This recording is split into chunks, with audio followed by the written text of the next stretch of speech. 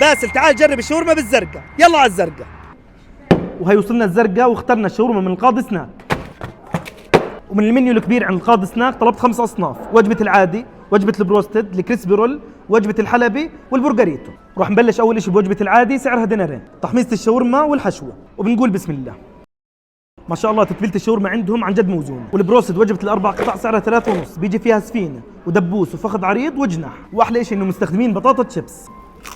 وهيك ما شاء الله السفينة، وبنغمسها بالمتونة. طراولة السفينة وتتبيلتها مع قرشة البطاطا جد ولا غلطة.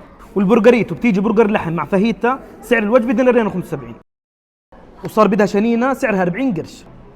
ودور وجبة الحلبي سعرها 3.5، وبيجي معها تبولة والمقبلات. وهيك حشوة الحلبي عند القاضي سناك حكوا لي إنه الأكثر مبيعاً عنده، بسيطة وكل النكهات بارزة فيها. دور كريسبي رول سعره دينار و85، وحجمه عن جد ممتاز. وهيك كريسبي رول من الداخل بسم الله ما شاء الله مليان حشوة. كريسبي رول القاضي يعتمد وبقوة.